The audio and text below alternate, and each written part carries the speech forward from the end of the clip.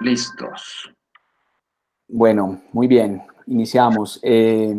Hola, saludos a todas las personas que se suman a esta charla de taller.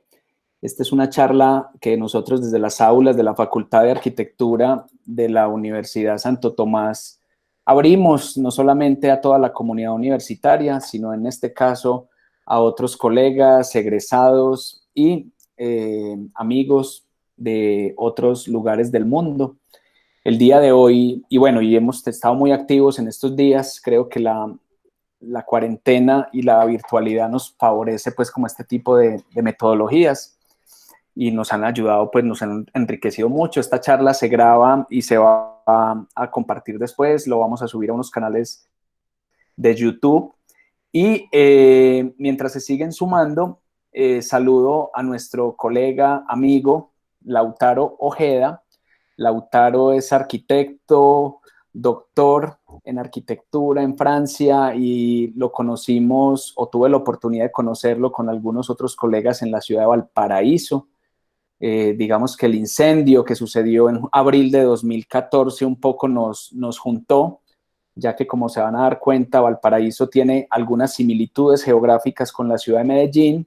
Conocí a Lautaro en 2000, él me conoció a mí, Lautaro me buscó, nos buscó un día saliendo del Centro Cultural Excárcel, recuerdo, mucho frío en julio, mucho frío, y a partir de ahí no nos hemos despegado. Lautaro conoce la escuela, la ha visitado en algunas ocasiones.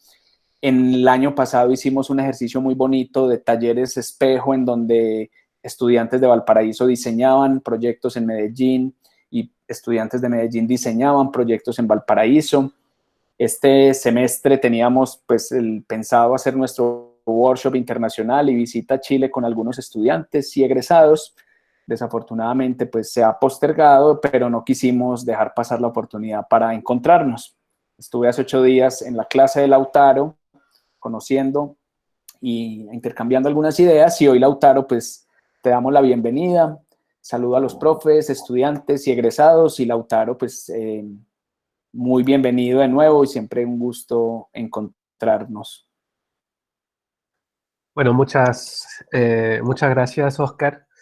Como siempre, es un agrado compartir experiencias cruzadas entre la realidad colombiana, específicamente de Medellín, y la realidad chilena, desde Valparaíso. Claro, antes de empezar la presentación, sí, nos conocimos hace 6 años, justamente en una charla conjunta de una batería, en realidad, de charlas de colegas colombianos, entre los cuales estaba Oscar, estaba Juan Sebastián Bustamante de Urban, estaba Luis Fernando González de la Nacional, y claro, el contexto era post y mega incendio 2014, que ha sido el incendio más destructivo a nivel urbano que ha tenido la ciudad en toda su historia, ¿ya? Incendio registrado. Entonces, en ese entonces, la ciudadanía y la élite estaban muy conmocionadas, y en esa conmoción decidió invitar a esta delegación en la cual estaba Oscar, tratando de encontrar soluciones u otras miradas para enfrentar la reconstrucción, que era una reconstrucción insólita, inusitada, a pesar de que el 2010 Chile había tenido el terremoto más tsunami, más destructivo después del tsunami de Valdivia en los años 60, porque afectó muchas regiones de Chile. A pesar de esa experiencia, el incendio toma por sorpresa a los planificadores, a los arquitectos, a las autoridades, y básicamente todos buscaban respuestas en ciudades similares o contextos similares, y por eso llaman a Oscar, Sebas y Luis Fernando para dar una charla. Lautaro, Dime. y sumo a, muy importante, a Beatriz Rabe y a Anderson Ortiz, Ya. líder barrial del barrio La Cruz, que eso fue inédito, que a un líder barrial lo hubieran, y fue una historia muy bonita porque algunos delegados de Chile, de Valparaíso, cuando sucede el incendio, estaban haciendo el Foro Urbano Mundial, y ellos estaban haciendo un recorrido en el barrio La Cruz y La Honda, y justo en ese momento, cuando ven por las noticias que ardían los cerros, creo que fue un 12 de abril, creo que la fecha no se me olvida, ellos veían como el panorama muy similar, invitaron a la mamá de Anderson, que no se montaba nunca en un avión, y dijo que no se montaba en un avión, y llevó a su hijo, Líder Barrial, con el cual hemos desarrollado varios proyectos académicos. Y bueno, y también quiero decir que a Lautaro también nos hemos seguido la pista, porque Lautaro pues no es para nada complaciente. Lautaro, desde la Universidad de Valparaíso, con la cual tenemos un convenio con la Universidad Santo Tomás, Lautaro, si bien se ha desempeñado en investigaciones y docencia, me consta que no es para nada complaciente y le toca reunirse con las autoridades locales, con el Colegio de Arquitectos. Me ha tocado ver cómo lo han casi sacado de una sala de reunión, porque digamos que tiene una postura crítica frente a ciertas decisiones que se toman, y eso también me parece que es muy valorable, que quería mencionar. Bueno, a ese punto iba. Lógicamente, cuando aparece esto, con mi colega, con Andrea, a nosotros nos choca, nos golpea el incendio, porque por muchos años, sobre todo Andrea, había estado trabajando en esa zona, desde la comunidad y con la comunidad. Entonces, nosotros conocíamos y conocemos bastante bien esa zona, y lo que nos pasó fue una suerte de sentimiento encontrado, porque el discurso de la élite era decir, no conocíamos estos lugares, no conocemos, no sabemos qué hacer, y sin embargo nos estaban recurriendo al conocimiento local, al conocimiento de la gente, y no solo nosotros, ¿ya?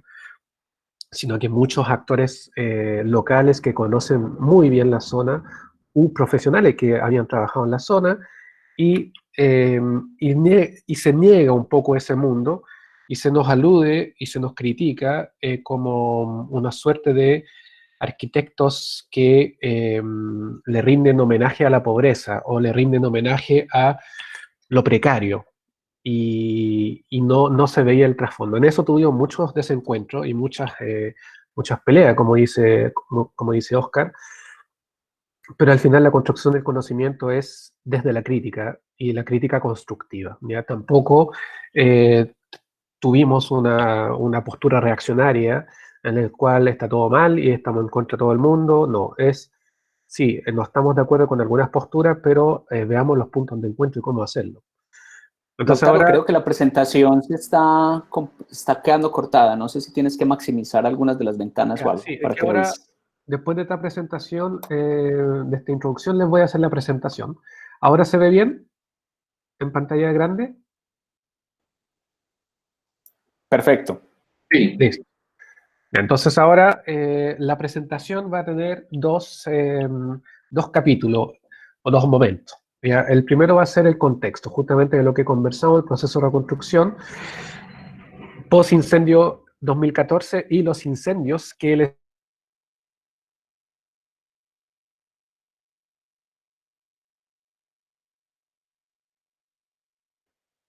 ¿Fue a mí o se quedó quieto, Lautaro? Listo, se No, no he cortó. empezado aún, no he empezado aún.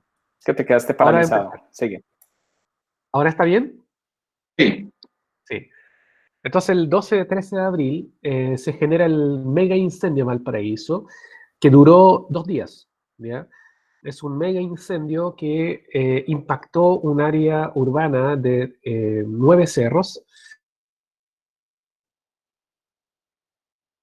tampoco, en cuanto a afección urbana y devastación. Estas son fotos después del incendio. Y lo que ocurrió, esta es la ciudad de Valparaíso, la comuna, donde en azul es el Pacífico, y este fue lo que devastó el incendio. En total fueron 1000 hectáreas y fueron 10 cerros afectados. Los cerros afectados no son del tamaño quizás de las comunas en Medellín. Yo les diría que sería el equivalente.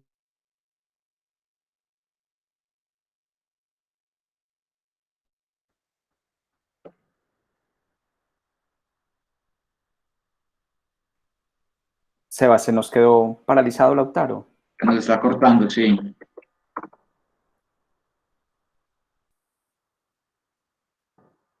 ¿Y ahora? ¿Estamos bien? Ya, Lautaro, listo, volviste. Es que a veces te quedas paralizado, pero bueno, te vamos alertando. Listo. Ok. Entonces, en total fueron 2.656 viviendas que fueron destruidas, 12.500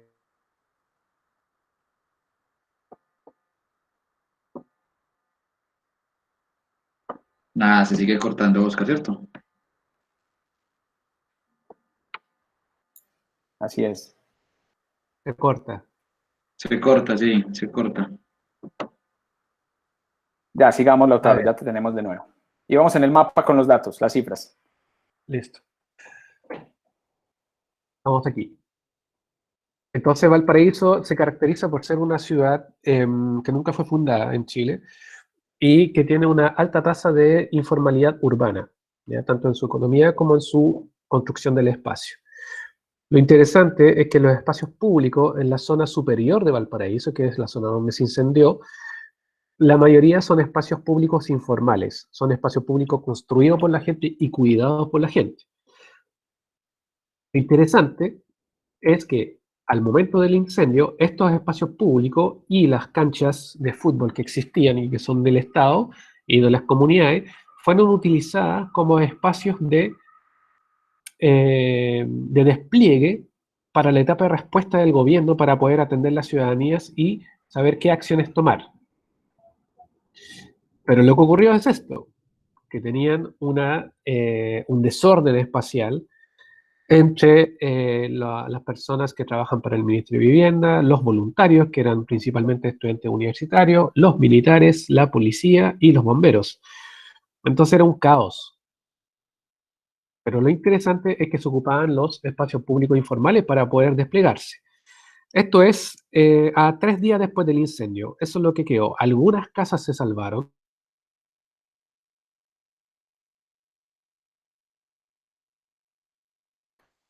Quizás, Lautaro, te recomiendo que apaguemos la cámara para optimizar la señal, ¿cierto? Porque se volvió a quedar en silencio.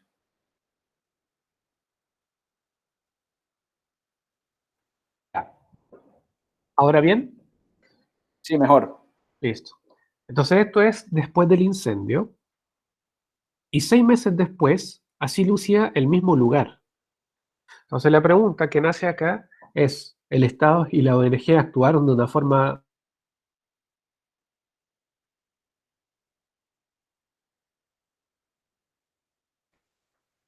Nada, Oscar, se sigue cortando. Sí, eso estoy viendo. Pero yo creo que no es problema de nosotros, es más problema de red de él. Está por allá, sí. Si no, se me cortaría a mí. Lautaro, de nuevo se está cortando. que no No se sé si está revisa. cortando? Dale. A ver. Sí, me informan también por aquí algunos profes que a ellos también se les corta. ¿Será el Prezi? De pronto es por la presentación que tienes tan animada, no sé, no sabría decirte. La tienes en precio. Bueno, Puede no, ser. sigamos adelante. Listo. Entonces, lo que ocurrió es que el Estado inmediatamente dijo a la comunidad que les iba a entregar subsidios con un monto de dinero. Entonces, la gente inmediatamente empezó a reconstruir con su dinero, con sus recursos y con ayudas de ONG, pensando que ese dinero se le iba a entregar en efectivo. Lamentablemente, la gente se adelantó y en realidad el proceso de reconstrucción se hace mediante tarjetas con bancos de materiales y alguna parte del presupuesto es en efectivo. Entonces, lo que ocurrió es que muchos reconstruyeron, pero no necesariamente con el subsidio, y después se les entregó, y después también en algunos casos no se les entregó. Entonces esta fotografía es un reflejo de una hiperreconstrucción, pero desde la comunidad. Y después viene otro proceso de reconstrucción asociado ya a los subsidios estatales finales. Y aquí hay un caso paradigmático. Aquí hay un asentamiento informal que está ubicado en la cresta de la zona incendiada, que es el Vergel, y fue completamente devastado. 6 meses después, fue totalmente reconstruido por la comunidad, porque aquí, como era un asentamiento informal, la solución definitiva aún no estaba clara, y no se le iba a dar un subsidio de radicación en el mismo lugar porque el terreno no eran dueños de los terrenos. Entonces, un lado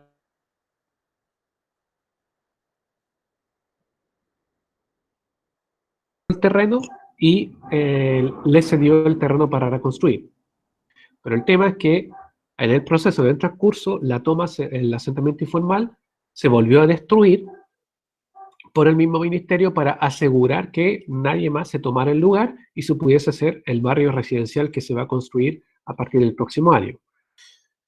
Aquí ahora está el terreno tal como está hoy. Ya se ve la primera vía de y que a futuro va a ser un proyecto de loteo con viviendas unifamiliares. Entonces, este es el proceso de avance en la reconstrucción. Aquí lo interesante es que el proceso de reconstrucción fue un mecanismo para deshacer hogar. ¿Por qué? Porque solamente el 41% de los damnificados se quedó en el lugar. Optó por un subsidio de localización y de reconstrucción. Y el 59% se fue a otra comuna. Entonces aquí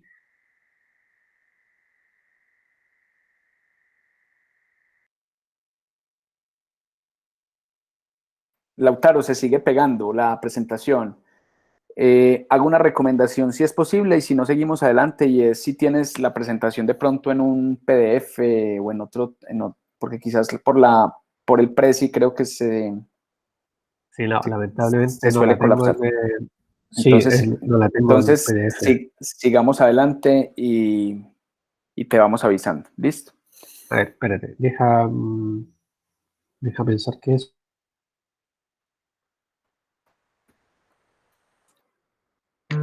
También de una vez, pues nosotros usualmente dejamos la cámara prendida para estar en la presentación, pero les pediría entonces a todos los que están conectados si apagan las cámaras, porque de pronto eso le ayuda a mejorar un poco la conectividad al Lautaro. Listo. Lautaro, adelante y bueno, ahí vamos, te vamos avisando. Listo. Estábamos aquí. Este es el cerro, son los cerros La Cruz, Las Cañas y el Litre, donde 2.350 personas mayores habitan la zona según el censo. Y acá lo interesante es que el 70% de las familias que eran lideradas por estas personas mayores decidieron quedarse. Entonces, el porcentaje de permanencia en el lugar de las personas fundadoras del territorio decidió quedarse, a diferencia de los más jóvenes que decidieron irse. Ahora bien, no todo es negativo, sino que cuáles fueron los aspectos positivos de la reconstrucción. Esta es la zona incendiada completamente, no completamente, pero en su casi mayoría reconstruida. Lo primero es que se aumentaron los subsidios para realizar mejores obras de mitigación. Los subsidios antes del incendio eran más o menos de 600 unidades de fomento, que equivale más o menos a $800 por ahí. Y luego, como Valparaíso es una ciudad con una topografía muy abrupta, el gobierno decidió aumentar el subsidio hasta 1.000 UF para generar obras de mitigación, es decir, muros de contención, ventilaciones, para poder después poner las viviendas de forma correcta. Se creó también el subsidio de densificación predial. ¿Qué significa? Que en Valparaíso también existe una modalidad de ocupación espacial familiar muy particular, en que en un lote hay 2 o 3 viviendas de la misma familia. Entonces, aquí el subsidio siempre fue por familia, es decir, un lote, una familia. Pero aquí, como en Valparaíso es diferente, se creó la densificación predial. Significaba que en un mismo lote, en la cual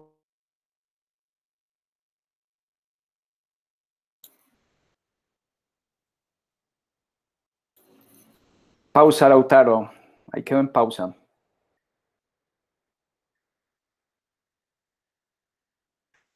después se hace sistemática la implementación de programa Quiero mi barrio post-catástrofe.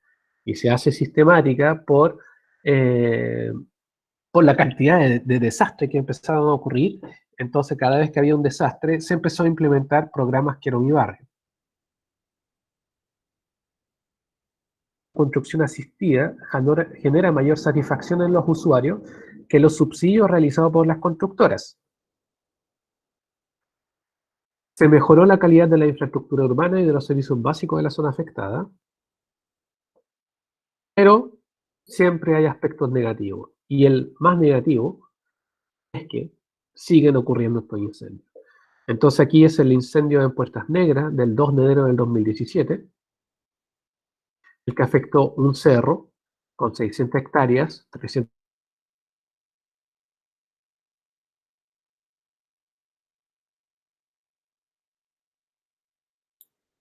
Nos seguimos, Lautaro, con la dificultad de las pausas. Lautaro, Sí, nos quedamos en la diapositiva anterior. aquí. Sí. Esto.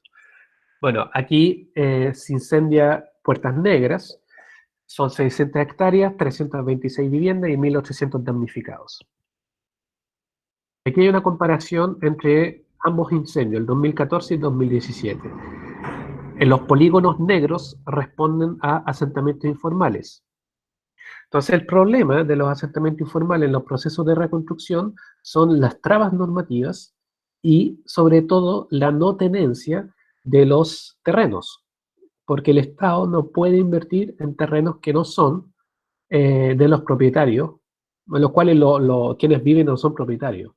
Entonces, ahí se presenta un gran problema, que se logró sortear el 2014 vía subsidios de relocalización. Sin embargo, el 2017 fue mucho más complejo porque la mayoría estaba en un asentamiento informal, la mayoría de los afectados.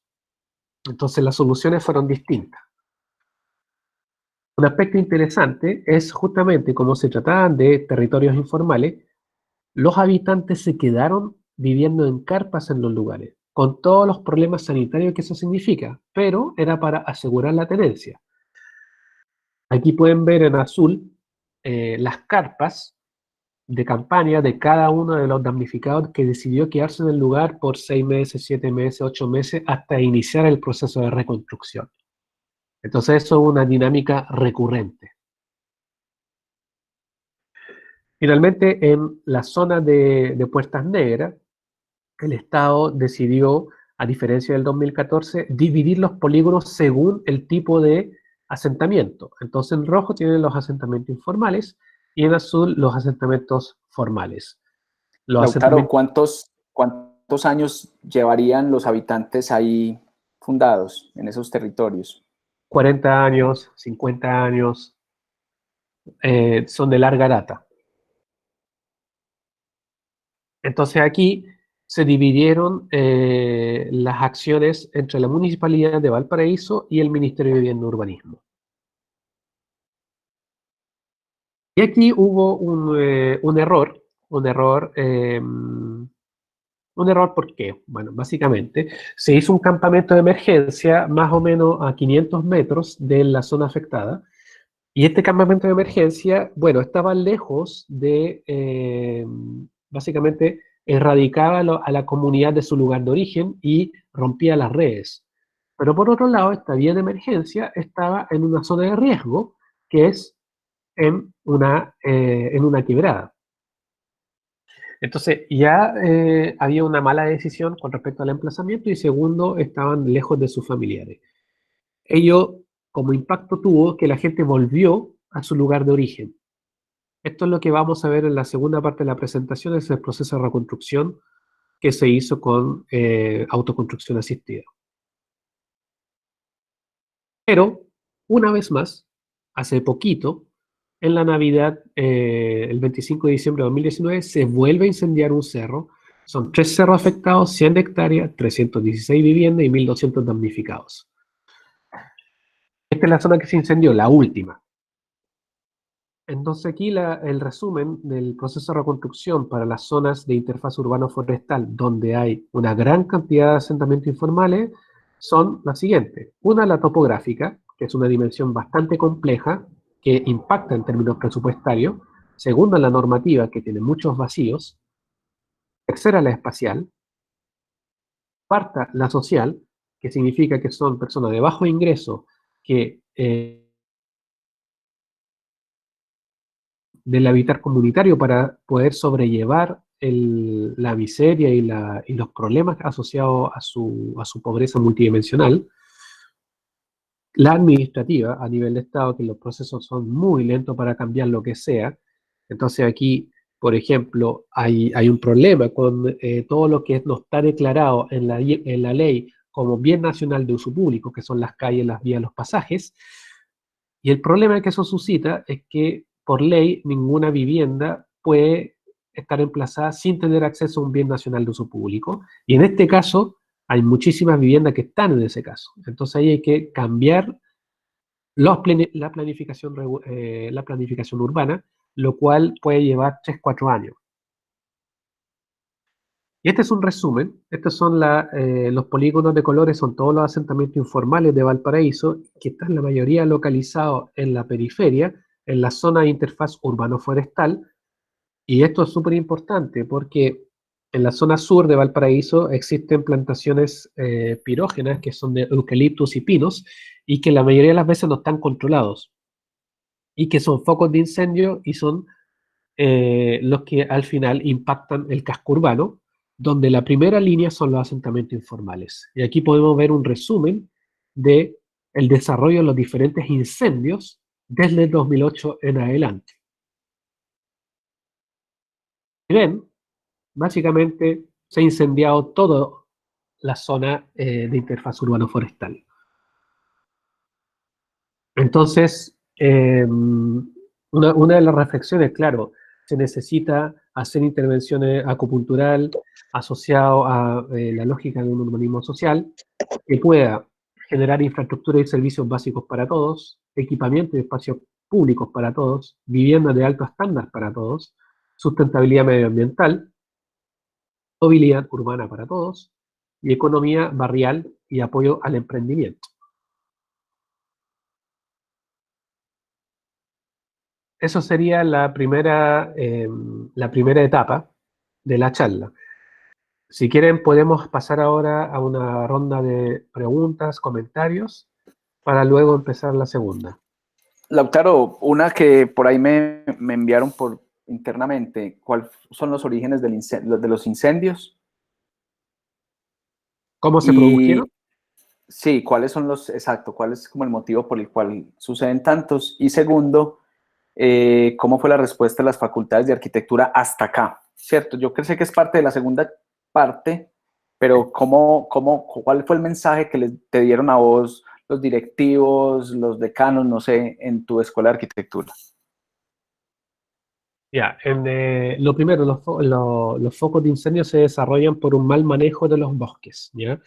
Se genera porque Valparaíso está en proceso de sequía y de cambio de suelo, por ende las altas temperaturas combinadas con unos vientos muy fuertes, que aquí dan vientos hasta de 120 kilómetros por hora, combinado con una humedad muy baja, se generan focos de incendio. Eso es muy común, es muy recurrente, y es porque Valparaíso está en zona climática mediterránea. Entonces, el eucalipto, básicamente su forma de regenerarse es a través del incendio. Entonces, es su forma natural de reproducirse y se combina con una sequía junto a unos vientos muy fuertes y eso genera incendios.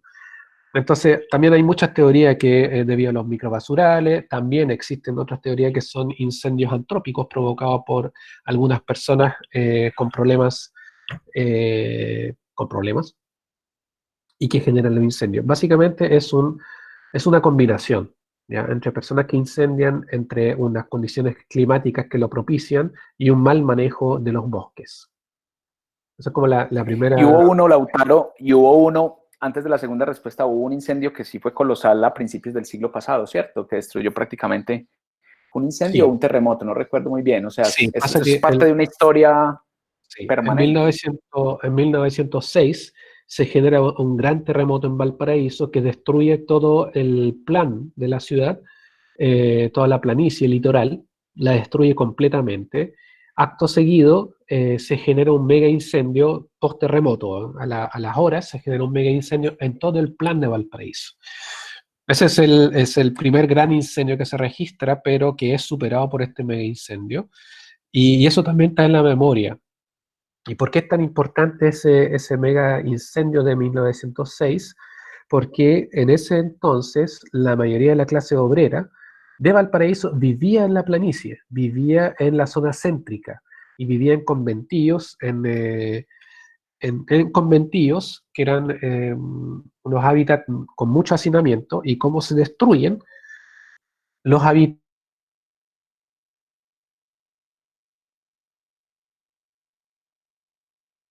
justamente este anillo periférico de Valparaíso, que históricamente podría uno decir que ha padecido los dos incendios más grandes de la ciudad.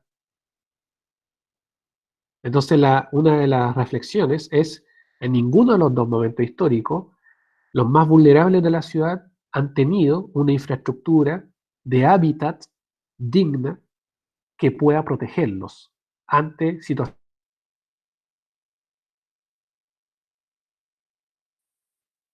Eso, Oscar. Y la segunda pregunta con respecto a la Facultad de Arquitectura o la Escuela de Arquitectura, eh, ¿cómo responder para ser diplomático? No seas diplomático, Lautaro. Bueno, básicamente ninguna. O sea, de hecho, se nos criticó bastante. Nosotros levantamos, algunos académicos levantamos una campaña para una campaña latones para sus cubiertas, para los techos, latones de aluminio, ¿ya? No sé cómo se llaman en Colombia las cubiertas de aluminio de Zincalum. Láminas de zinc, puede ser, láminas de Láminas de zinc. Entonces hicimos una campaña solidaria con estudiantes de la universidad y con mucha comunidad recolectamos muchísimos fondos y logramos comprar 6.000 latas de Zincalum para regalárselas a la comunidad. ¿Por qué lo hicimos? Porque intuíamos que las escuelas de arquitectura de la región o de todo Chile iban a entrar en México de Nos cortó. diseño de viviendas. Lautaro, se nos cortó ahí un momentico, que las escuelas de todo Chile iban a, y ahí se quedó en pausa. Ah, ya. Ahí me censuró internet. Que las escuelas de arquitectura iban a diseñar clásicos habitáculos, viviendas última generación para los más vulnerables. Básicamente iban a aprovechar la oportunidad para lucirse. Nosotros, el grupo que te menciono, no, éramos un poco más pragmáticos, no creíamos en eso, independiente que sí podría hacerse.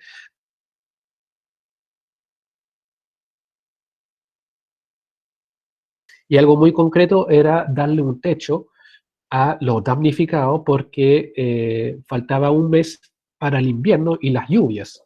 Entonces te puedes imaginar una zona de catástrofe post-incendio y expuesta a lluvia, iba a ser un desastre para la comunidad. Entonces nosotros levantamos esa propuesta, fue muy criticada, pero la hicimos y hasta el día de hoy la comunidad nos agradece ese gesto y la élite chilena cree que los más vulnerables son personas incultas, son personas que se aprovechan del sistema, son personas que quieren todo gratis. Y claro, al entregarle cualquier cosa, ellos lo van a revender o van a sacar provecho. Pero la verdad es que no es tan así, no se puede generalizar. Y nosotros teníamos ese convencimiento, que teníamos que entregar algo, independiente de los ejercicios académicos que se pudiesen hacer, de propuestas. Sobre todo si es que los mecanismos de subsidiar de la academia. Entonces, era un ejercicio, cualquier ejercicio de la academia vinculado a esto, si es que no estaba vinculado a un convenio con el Estado, no tenía ni un sentido. Eso lo puedo decir hoy después de, claro, de 6 años de experiencia en el tema. En ese entonces no lo veía con esa claridad, pero hoy sí lo veo con esa claridad. Entonces, las escuelas de arquitectura se metieron en una cruzada por generar soluciones alternativas.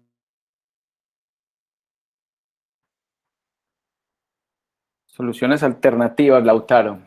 Te están censurando mucho. A vos siempre te censuran, hombre, Lautaro. Es así. Hay un tema con la red, parece. Entonces, lo que ocurrió, o lo que ocurre, es que el Estado tiene que tener para enfrentar este tipo de situaciones, unos canales abiertos de convenios con las universidades para que lo, lo que se haga desde la universidad.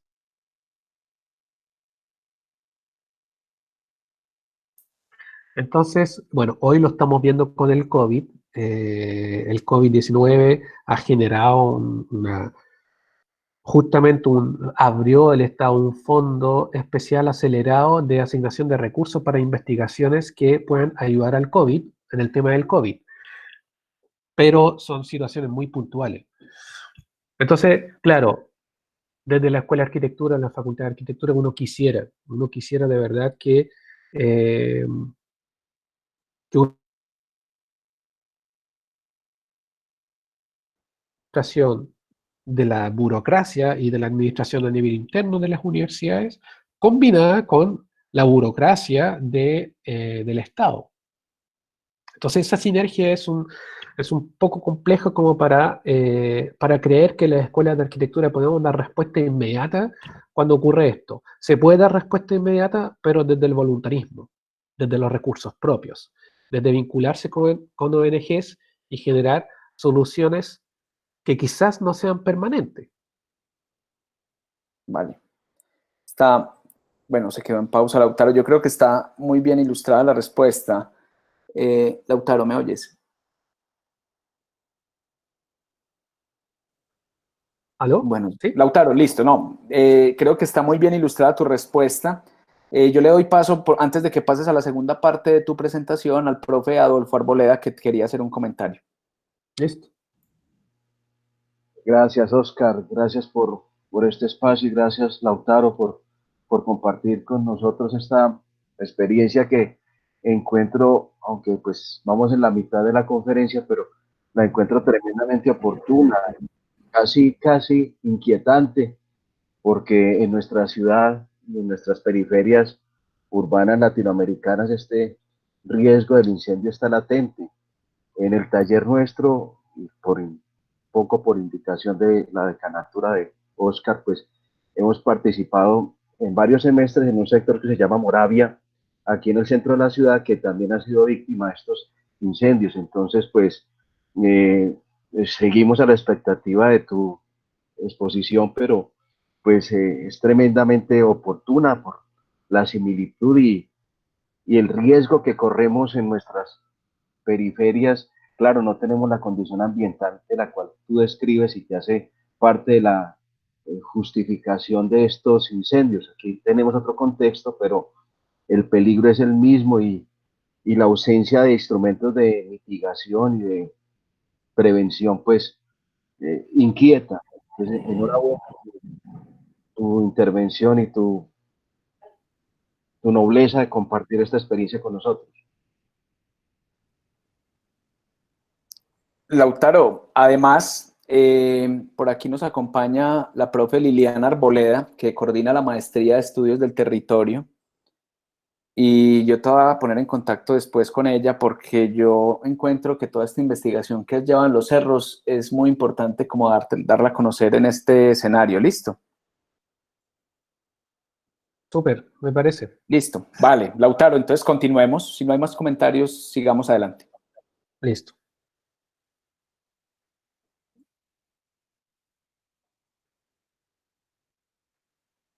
¿Se ve? ¿Se ve la presentación, Oscar? No la veo aún. Sebas, No, ¿la ves? ya está Ya, cargando. Ya. ya, listo. Ya sí se ve. ¿Se ve? Ok. Sí, Ya. ya.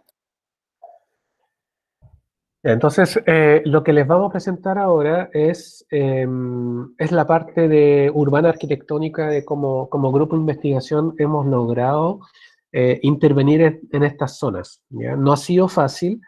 Les voy a presentar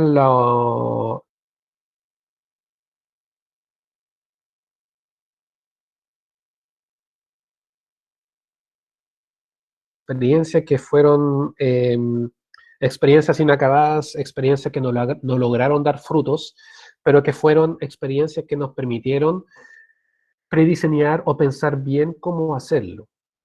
En esto nos ayudó bastante Urban, trabajó con nosotros en la zona incendiada del 2014, donde intentamos generar diseños participativos con la ilusión de que la universidad más la comunidad podía diseñar algo y llevarlo a cabo o encontrar los financiamientos adecuados para que el Estado lo pudiera construir, ¿ya? Entonces, como les mencionaba, eso es una quimera, básicamente, porque uno puede hacer un muy bello diseño con la comunidad, por lo menos en Chile, y llevarlo a los aspectos más técnicos, pero a la hora de llegar a la institucionalidad pública, básicamente porque los financiamientos no están priorizados, porque no está en la cartera de proyecto, el proyecto que se eleve no se puede hacer. Entonces, a partir de ello, la, la posibilidad de hacer convenio era, no era una posibilidad, necesitábamos hacer convenios con la institución del Estado para lograr vincular comunidad, Estado y universidad y así construir o diseñar productos que le sirvieran a la comunidad. Entonces, en ese proceso de intento de búsqueda, hicimos harto ruido y al final nos llamaron. Entonces, como les mencionaba, se incendia Puertas Negras, una foto de Puertas Negras, y lo que ocurre es similar al 2014. Todos se preguntan, bueno, ¿por qué diablos se vuelve a incendiar esta zona? Y la respuesta es la misma de siempre. Pero aquí les quiero leer esta cita de Diana Mitlin, que es bastante interesante con respecto a la coproducción urbana. Y ella dice, la coproducción se ha considerado principalmente como una dinámica para mejorar la prestación de servicios, pero rara vez se ha considerado como una dinámica a través de la cual los más vulnerables se alíen para consolidar su base organizativa local y aumentar su capacidad para negociar exitosamente con el Estado.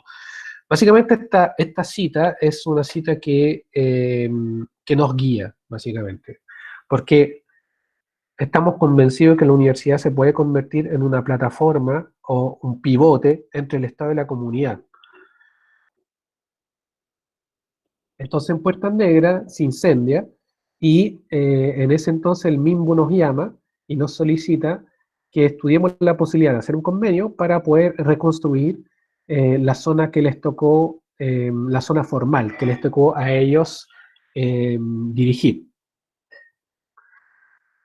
Eso ya se lo había mostrado en la presentación anterior. Entonces aquí nosotros pusimos al servicio todas las de la comunidad todo lo que habíamos diseñado y pensado con respecto a cómo poder hacer coproducción urbana para los más vulnerables. Lo primero es lo que llamamos urbanizar, que es a través de juegos de arquitectura poder diseñar barrios, viviendas, calles, equipamientos con la comunidad. Y la segunda es el drone map, que a través de drones poder hacer prospecciones territoriales para poder detectar riesgos o detectar posibilidades proyectuales en asentamientos vulnerables. Entonces aquí les vamos a presentar el juego de codiseño de vivienda que realizamos en Puertas Negras, donde el principal objetivo era permitir el codiseño espacial de viviendas unifamiliares o multifamiliares bajo la modalidad de un subsidio de autoconstrucción asistida. Esto es muy importante. La autoconstrucción asistida, ¿qué es? Es una familia que diseña su vivienda y la construye con sus propias manos o con la ayuda de algunos obreros de la construcción y asistido por un arquitecto, un ingeniero y un instalador eléctrico. Entonces, el objetivo principal de la autoconstrucción asistida es que el diseño y la estética recaiga principalmente en decisiones familiares y no en decisiones del arquitecto.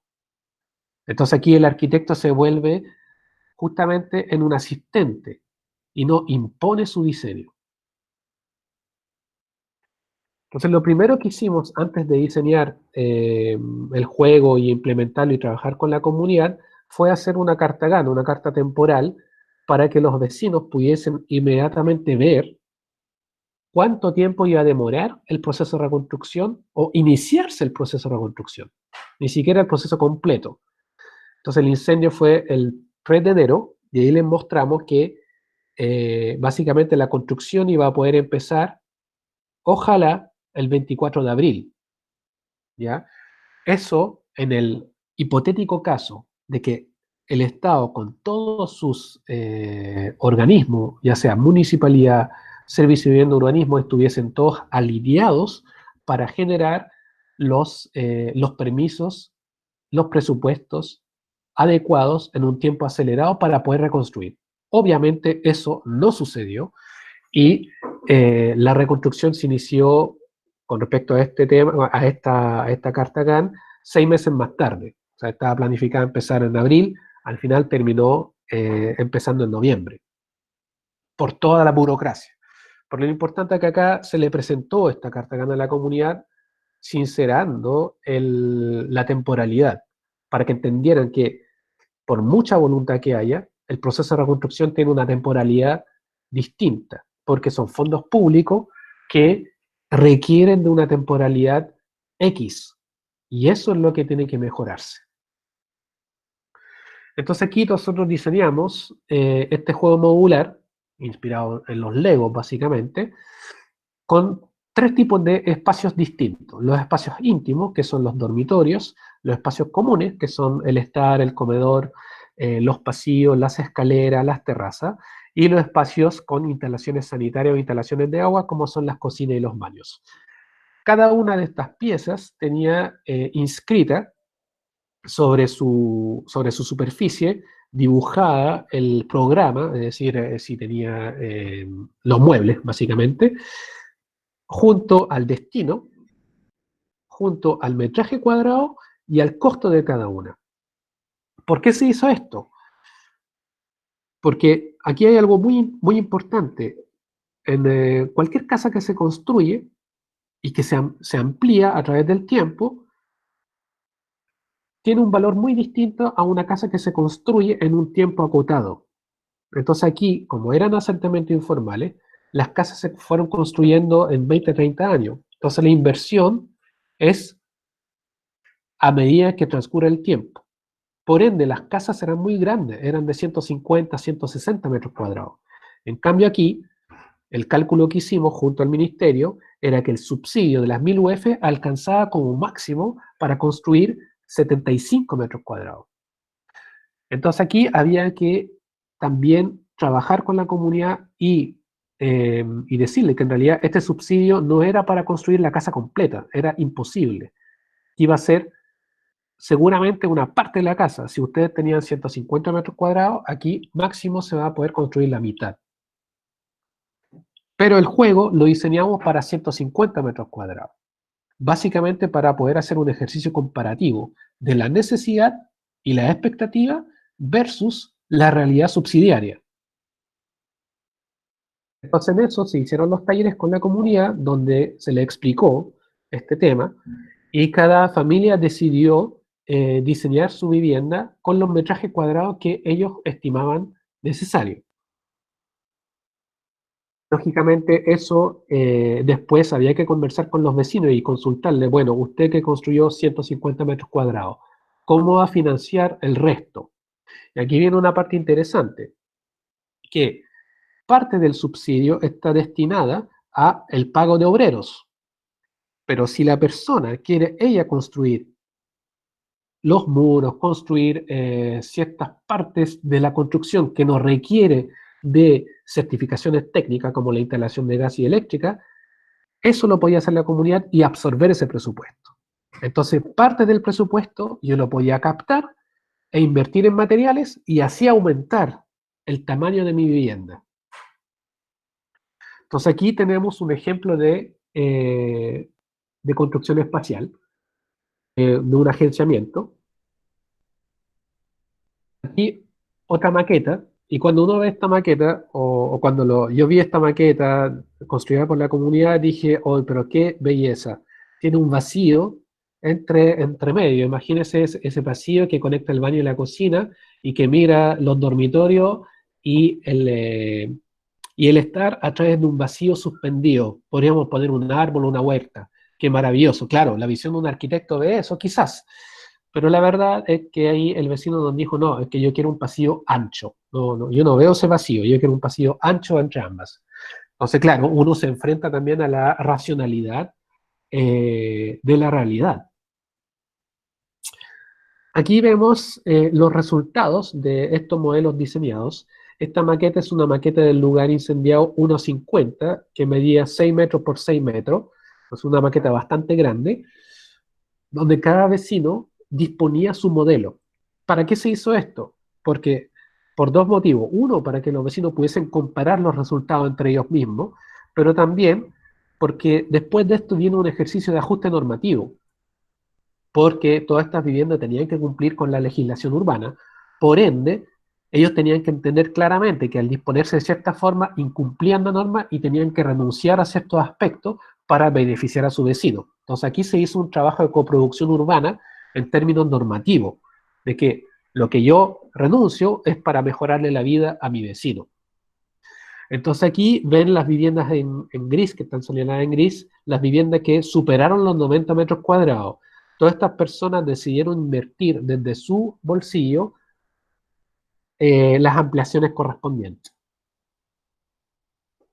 Entonces aquí hicimos un análisis comparativo de cuántas personas, cuántos vecinos diseñaron por sobre los 90 metros cuadrados, cuántos se quedaron en los 75 metros cuadrados y quienes estuvieron entre ambos metrajes. Lo interesante es que los que diseñaron 75 metros cuadrados hicieron diseño con todas las componentes de forma equilibrada, es decir, incluían dormitorios, incluían espacios comunes, incluían espacios de agua. Los que diseñaron viviendas sobre los 90 metros cuadrados, también. Todos estaban todos los programas. Sin embargo, los que estaban entre 75 y 90 metros cuadrados, que eran personas que apuntaban a ampliar su vivienda, principalmente dedicaron o pusieron más fichas a los espacios íntimos que los espacios comunes. Porque los espacios comunes se pueden hacer después, pero la intimidad es lo más importante. Y esa es una gran lección. Que aquí, con los desastres, la gente pierde la intimidad. Y lo que más le interesa es recuperarla. Y por eso son interesantes estos modelos en términos de ejercicio espacial, porque demostró que el dormitorio es un espacio muy importante en etapas de crisis y que lo podemos vivir hoy con el tema del COVID.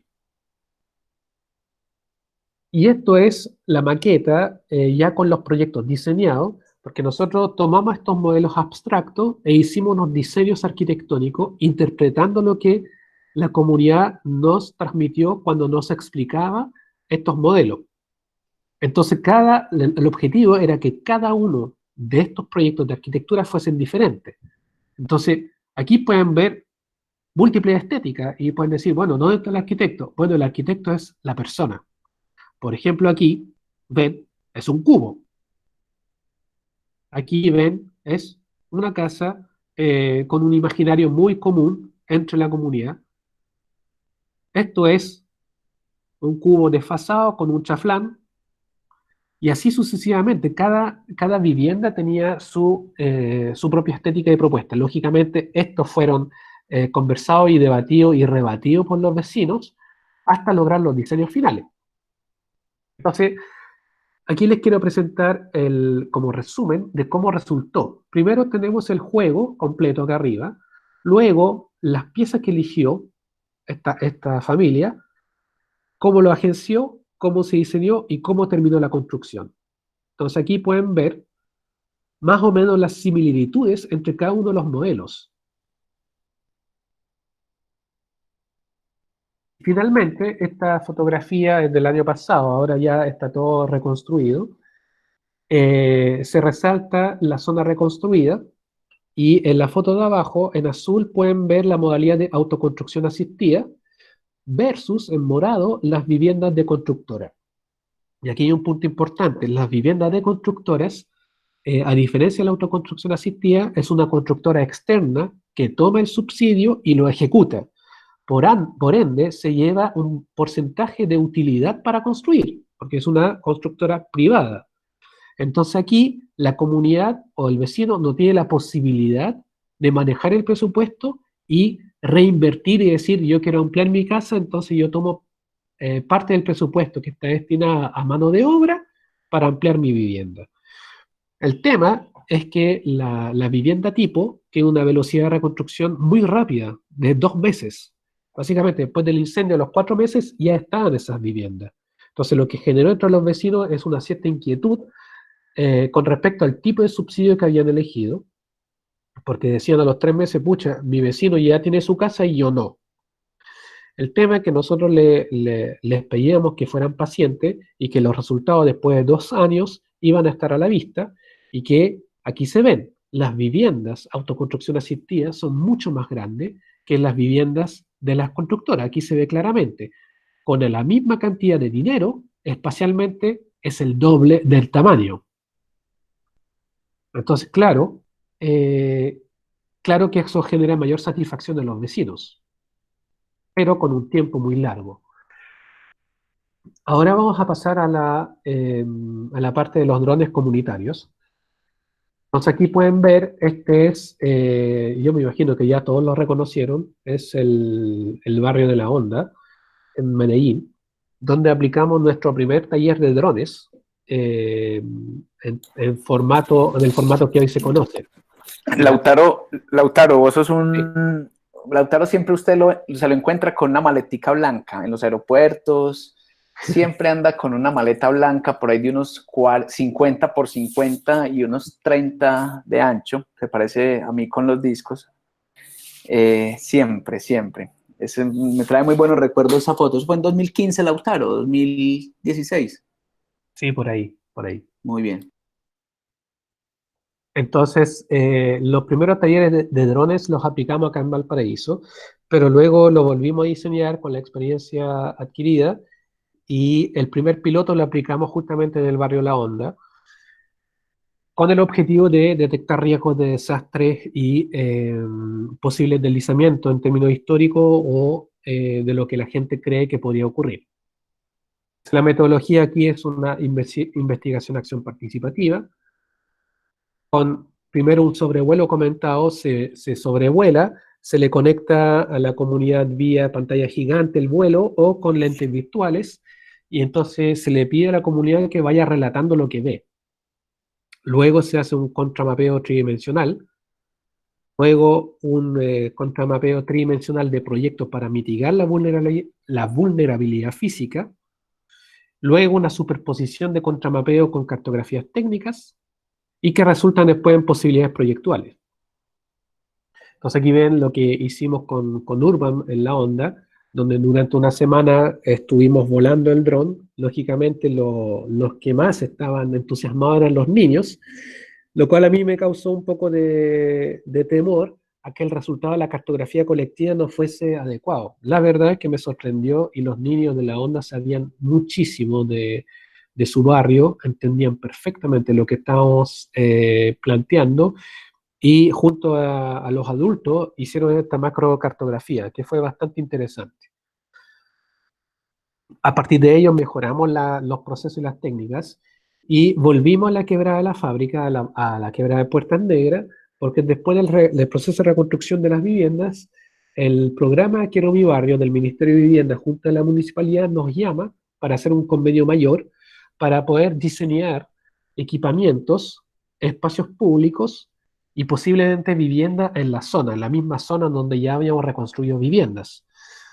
Entonces ahí, con un arco temporal mucho mayor de 4 años, decidimos implementar la metodología completa. Y la metodología básicamente constaba primero en prospectar el territorio desde la visión de la comunidad y desde la visión de la gestión del riesgo y la mitigación de riesgo. Entonces hicimos un mapa de riesgo de la zona.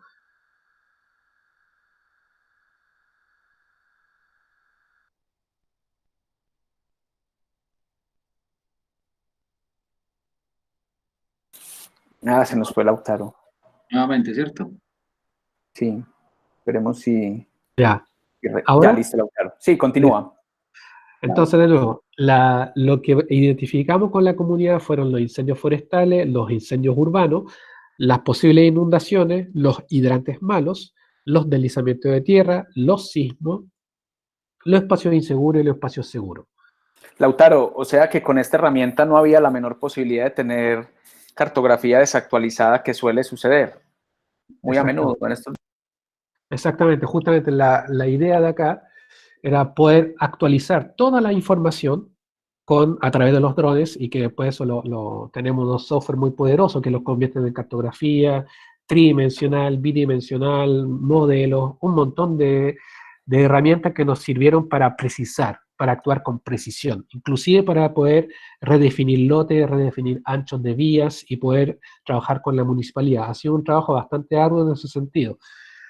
Lautaro, vos mencionas mucho, hemos hecho nosotros, yo creo que en este punto te pido nos cuentes el equipo que te ha acompañado en esto y sus profesiones.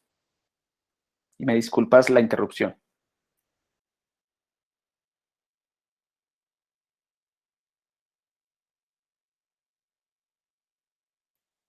Creo que, Lautaro, ¿oíste la pregunta? Sí, sí, te escucho. Listo. Vale, es que nos quedaste bloqueado. ¿Se cortó? No, que has mencionado mucho nosotros, hemos hecho, Sí. siempre en plural. Cuéntanos quiénes eran esos plurales. Bueno, los plurales. Primero, Andrea Pino, que es arquitecta y doctora en urbanismo, quien ha estado encargado, ella fue la que diseñó el taller de drones y luego ha liderado los procesos de gestión de riesgo de desastre. Y también en el diseño de vivienda fue la arquitecta que colaboró conmigo para poder diseñar. Luego está Fernando Silva, que también es arquitecto, que hoy está en Londres haciendo su magíster, con quien diseñamos las viviendas.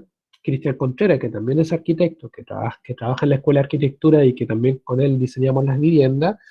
Luego Manuela Penas, que es geógrafa, experta en análisis de datos geoespaciales, que trabaja también en la Escuela de Arquitectura y en el Centro de Investigación, con quien hacemos todos los vuelos de drones y la generación de data geoespacial. Y luego 6, 7 ayudantes de la Escuela de Arquitectura, que son Carla Ruiz, Francisca Vera, Javier Casanova, Andrés Minet, Nadia Baeza, Calle Romero, Diego Vázquez, todos los cuales nos han apoyado en todo lo que es representación, dibujo técnico, de lo que hemos desarrollado. ¿Ya?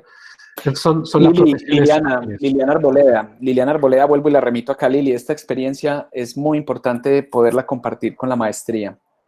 Me parece que si sincroniza mucho con algunos métodos. Lautaro, te presento a Lili y la quiero aquí conversar.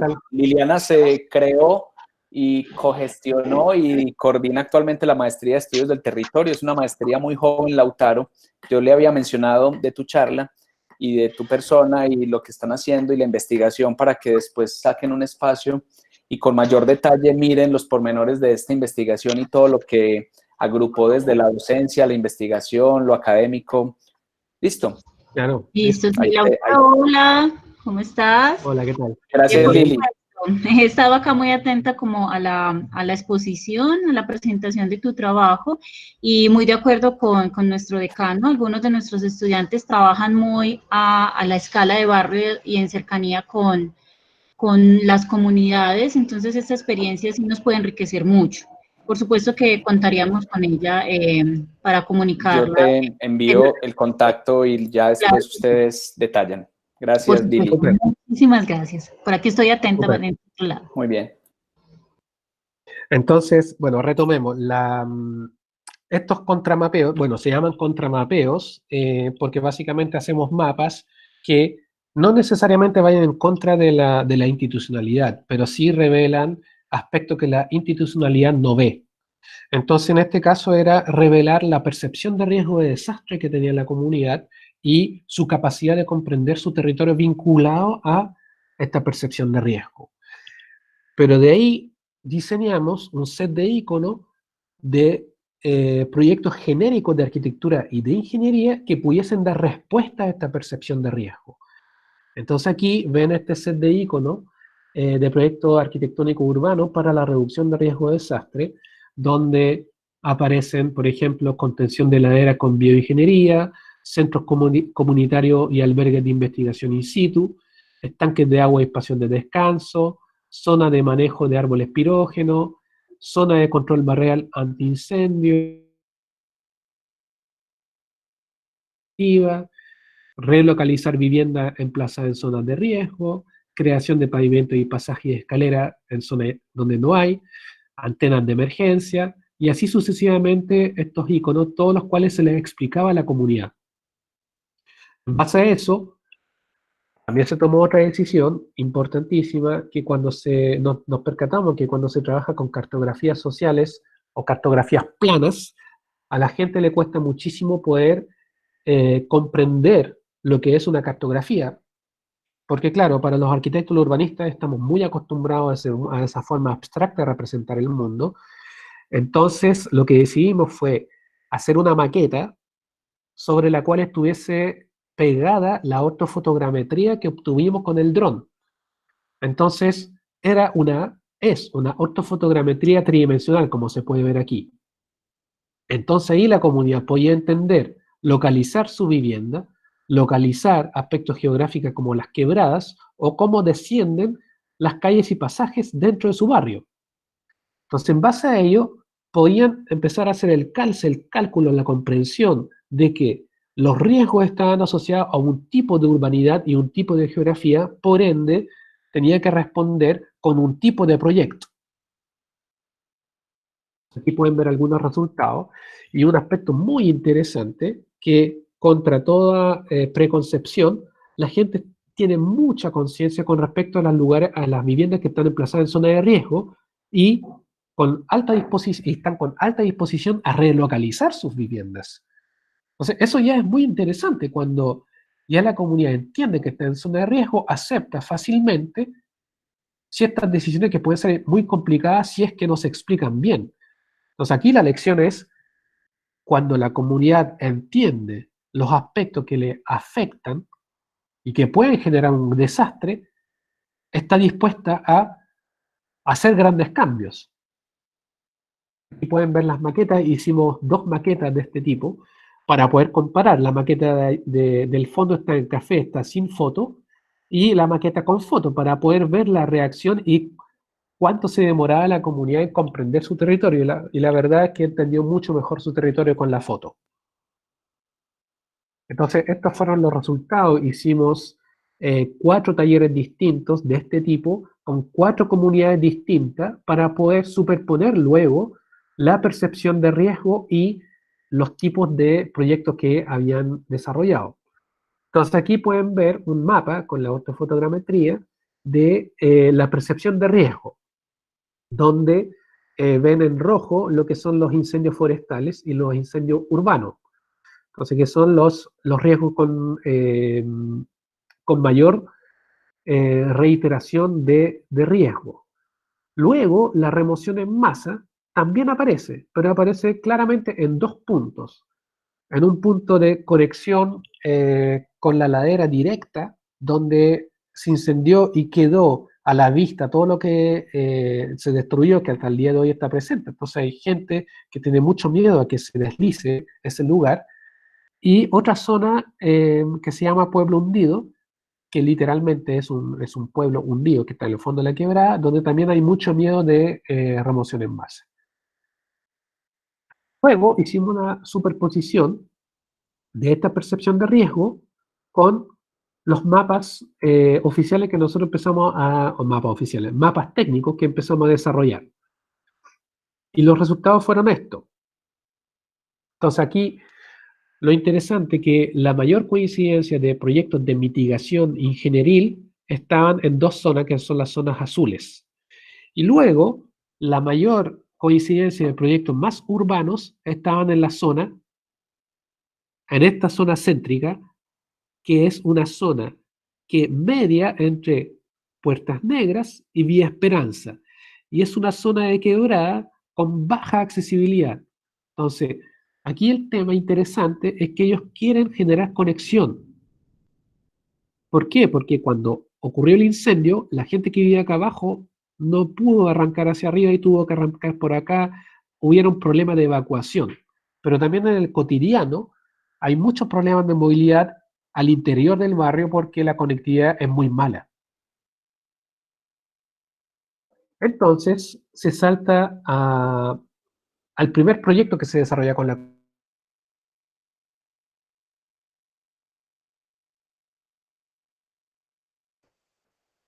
Te quedaste en pausa, Lautaro. De nuevo. Sí, se nos Ahora, cortó en esa, iniciando. Sí, Ya, listo, volviste. súper. Entonces, lo interesante es que como esto está en un macro convenio con el Estado, con el Ministerio de Vivienda, la municipalidad y la comunidad, implicaba que algunos de los proyectos que se localizaron o que se priorizaron en los talleres de percepción de riesgo se pudiesen realizar. Entonces,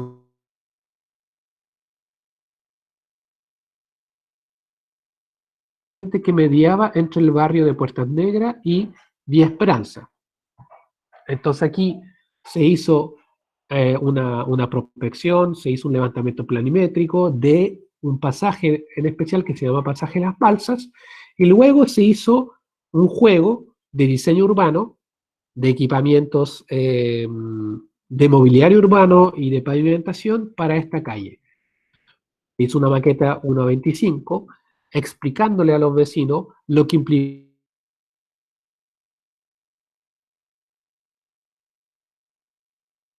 poder dar cabida a el principal objetivo que ellos tenían, que pudiesen llegar ambulancias para poder trasladar a los enfermos que viven ahí, que principalmente son adultos mayores, pero también que en caso de desastre pudiesen rápidamente evacuar. Entonces se hizo este proyecto con la comunidad, se diseña y hoy se está ya en proceso de licitación para poder construirlo.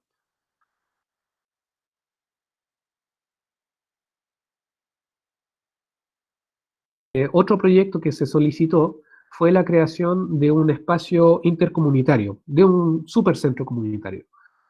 Entonces la municipalidad nos pasó o nos entregó como encargo, como lugar, un terreno chiquitito de 250 metros cuadrados.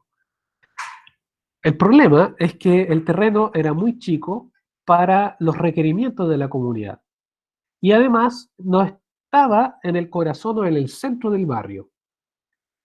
En cambio, en los talleres de percepción, un punto verde que es el lugar seguro que la gente levantó o detectó que era este. Y ese lugar son 1000 metros cuadrados, básicamente 4 veces más grande, y además por su entorno tenía mucho mayor factibilidad para cualquier diseño, que es este. Entonces se negocia con la municipalidad y con el programa del Ministerio de Urbanismo y se dice que por favor se puede hacer el proyecto ahí. Y ello implicaba una...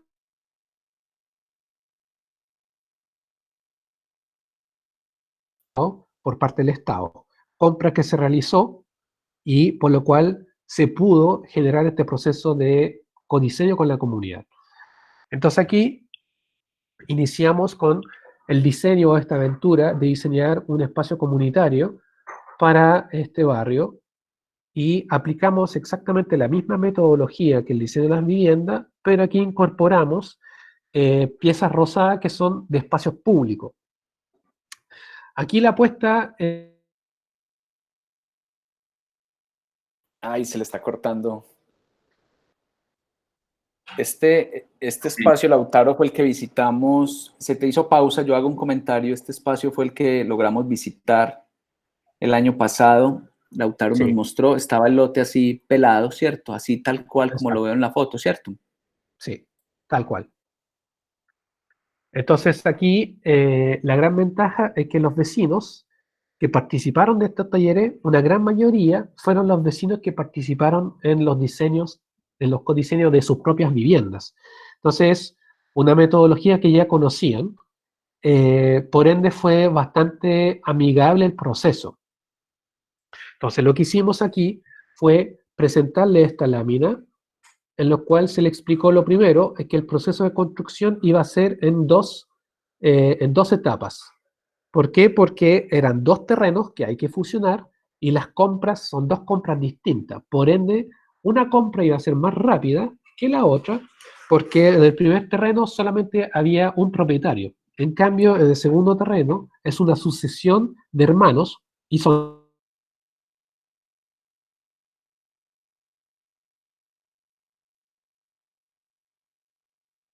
Pausa de nuevo. Listo. Entonces aquí lo que hicimos fue presentarle las posibilidades proyectuales del terreno. Y lo primero era comprender que había que optimizar los recursos. Y para ello había que utilizar las 2 plataformas preexistentes. Entonces se generaron 2 plataformas con 2 graderías como base proyectual. Y luego se desarrolla el taller en el cual se le pide a los 30 asistentes o los 36, 37 asistentes que se agrupen y generen propuestas grupales. Estas propuestas grupales luego iban a ser diseñadas y defendidas por los vecinos, entre ellos mismos. Entonces aquí pueden ver algunas propuestas y finalmente aparece una exposición liderada por cada uno de los líderes de cada grupo frente a todos, para que después ellos puedan elegir las mejores propuestas y o rebatirla o debatir. Entonces, aquí están las 6 propuestas que desarrollaron los vecinos y luego cada uno votó por las propuestas que le parecían más factibles o mejores, que fueron estas 2 propuestas. Luego nosotros tomamos esas 2 propuestas e hicimos unos diseños. El primer diseño, o un diseño intermedio, fue este. Pero la verdad es que fueron hartos diseños, hartos proyectos distintos, porque lo primero que nos pidieron los vecinos fue construir una gran reja alrededor del sitio, lo cual en términos de arquitectónicos a nosotros nunca nos pareció. Entonces ya teníamos un reparo con respecto a lo que solicitaba la comunidad, pero también lo entendíamos. Entonces lo primero que hicimos fue diseñar este espacio enrejado, con 2 plataformas, una multicancha y una zona de juego, más un volumen que pudiese ser una suerte de espacio de centro comunitario.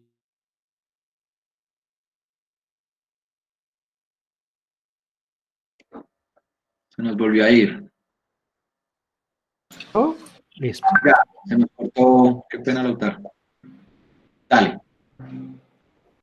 Entonces, en este proceso que duró más o menos 8 meses, se comenzó a negociar con la comunidad los aspectos de diseño, los aspectos programáticos, y al mismo tiempo, en forma paralela, junto al Ministerio de Vivienda y Urbanismo, se empezaron a ver las factibilidades económicas normativas del proyecto.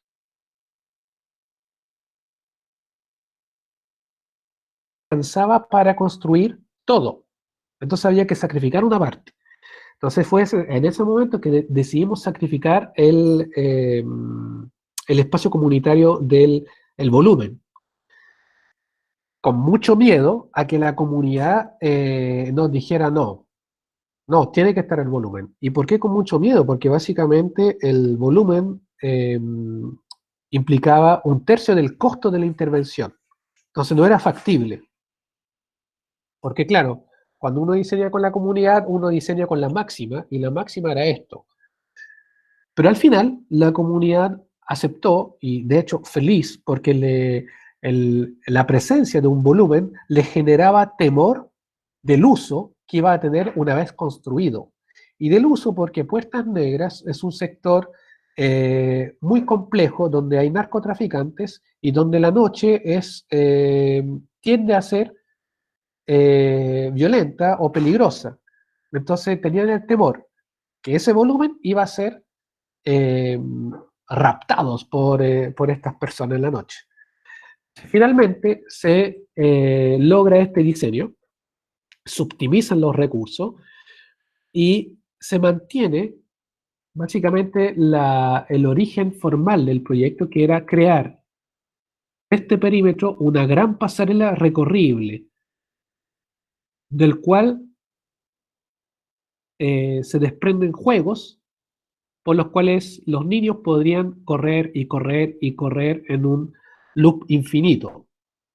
La idea se mantiene, se elimina el volumen y se depura la idea en términos formales, pero también en términos normativos y términos presupuestarios. Y la comunidad, la verdad es que cuando lo vio, quedó muy contenta porque se le limpió la imagen de este volumen que entorpecía la esquina y entendieron el proyecto y además al sacar la reja lo vieron como un espacio abierto mucho más amigable. Bueno, finalmente en la última reunión, donde se le presenta el proyecto, donde nosotros teníamos cierto temor a que nos tiraran los modelos por la cabeza, donde dijeron, no, no queremos...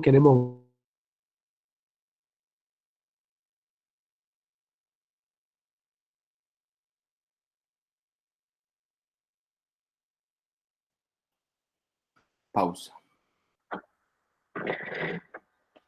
Esta es la maqueta que estamos viendo de esa última propuesta llave, ¿cierto? Sí, con la La última eliminación del propuesta. edificio. Ah, listo. Hola, Lautaro, te nos cortaste un segundo, dale. Ya, entonces aquí llegamos a la propuesta final y es la propuesta que se va a construir. Ya está aprobado por el Ministerio de Vivienda y Urbanismo, los presupuestos, hicimos todo el diseño posterior arquitectónico y de ingeniería, y aquí viene un aspecto de gestión importante. Nosotros como Escuela de Arquitectura absorbimos lo que fue el diseño de arquitectura, pero no de las especialidades, y eso fue algo que se negoció con el Estado, que ellos contrataran las especialidades que nos apoyaran a desarrollar esto. Entonces aquí el Estado contrató una oficina de ingeniería que desarrolló todos los aspectos ingenieriles del proyecto, ya sea instalaciones sanitarias, instalaciones eléctricas, diseño de muros de contención, diseño de electricidad, porque eso es una parte presupuestaria muy alta y que la universidad no está dispuesta a poner en una primera instancia, porque esto es un proceso experimental, entonces tampoco uno puede entregarlo todo. Eso en términos de gestión.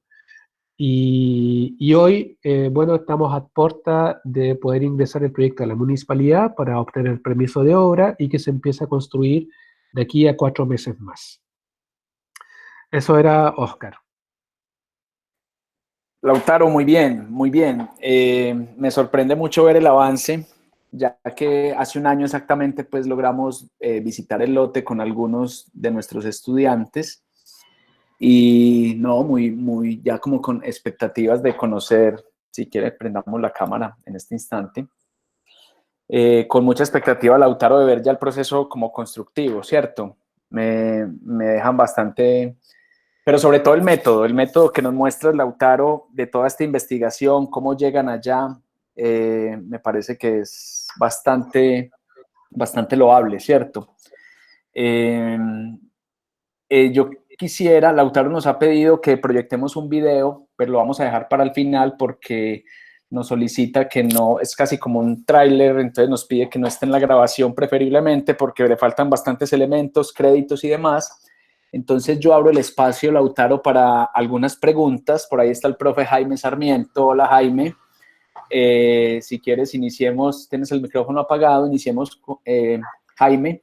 Listo. Jaime Sarmiento, docente de la Nacional Lila Santo Tomás. Bienvenido, Jaime. Gracias, Oscar. Gracias, Lautaro, por tu exposición. Felicitaciones por el trabajo. Me ha suscitado como muchas inquietudes. Vengo trabajando desde hace algún tiempo en esto de la vivienda, también en términos de autoconstrucción, y me surge una serie de inquietudes.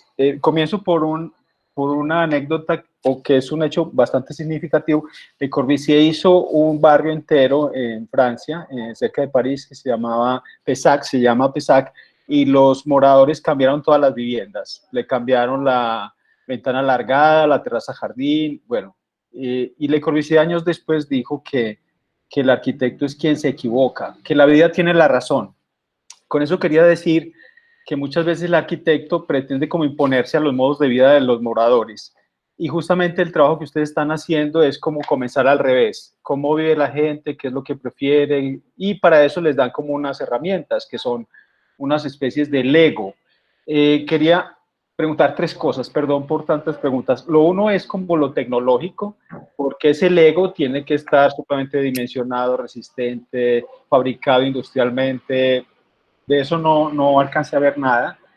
Lo otro es lo de la autoconstrucción asistida, que tiene que ver con capacitar a las personas para que puedan construir sus propias viviendas. Y lo otro que me llama la atención y que me gustaría saber es cómo ese vínculo entre la universidad y el Estado. Porque, claro, la universidad se dedica como a pensar, ver los problemas, intenta ofrecer soluciones, pero ¿cómo ha sido esa mediación para poder llevar a cabo este proyecto que se vaya haciendo? Ya, bueno, muchas gracias. La primera pregunta con respecto a lo tecnológico, no está desarrollado. En el Lego que proponemos es solamente una propuesta espacial, de agenciamiento espacial, donde los vecinos puedan crear su espacio en base a presupuesto y en base a tamaño, pero no necesariamente en base a tecnologías constructivas. ¿Por qué? Bueno, porque fue un modelo experimental y que se podría incorporar, pero también porque antes del desarrollo de los talleres, que fue un aspecto que no desarrollé en la presentación, se hizo una encuesta barrial a todos los vecinos afectados. Y una de las preguntas era relativa a sus conocimientos en construcción, o si tenían algún familiar o amigo experto en construcción. Entonces, esa pregunta era para poder justamente luego cruzarla con los talleres. Cuando los vecinos dijeran, yo quiero autoconstruir, uno pudiese ver la ficha de la encuesta y decir, ¿y usted declaró que sabía construir? Sí. Y se le preguntaba cuál era su especialidad. Entonces, ahí aparecieron soldadores, aparecieron maestros que trabajaban en ladrillo, otro especialista en madera, otro especialista en ventanas. Entonces, habían muchas especialidades de la construcción repartidas en el barrio. El ideal, como arquitectos, nosotros nos imaginamos, el ideal comunitario era que todos pudiesen trabajar para todos, entonces el experto soldador hacia acá, hacia en la casa al lado. La verdad es que eso sucedió poco, porque la autoconstrucción también implica gestión. Entonces, y implica mucha autogestión. Entonces los vecinos se veían imbuidos en su propia obra y muy difícilmente podían ayudar al vecino, porque al final no les daba el tiempo, a pesar de que tenían la voluntad.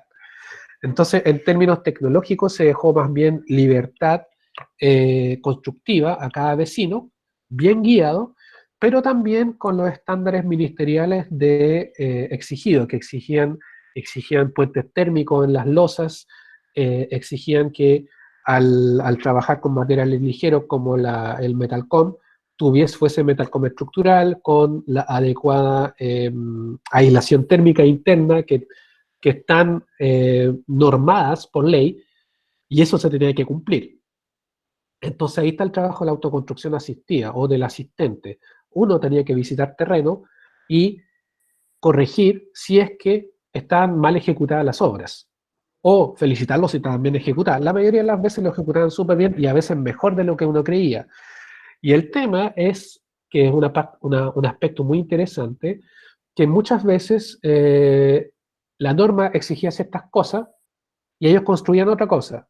Entonces, en algunos casos, se podía resolver, por ejemplo, una terraza que salía y ponían dos pilares que bajaban. Por norma, eso aumentaba la superficie del piso inferior. O sea, para el piso de abajo. Y al ponerlo en diagonal, además, reforzaba estructuralmente. Entonces, como el maestro era soldador, no tenía ningún reparo en hacerlo. Entonces ponía una alzaprima, cortaba el pilar y lo ponía diagonal. Muchas de estas anécdotas sucedieron. Lo mismo sucedió cuando un caballero construyó una losa, puso una viga y la viga tendió a bajarse. Entonces lo que hizo fue apuntar.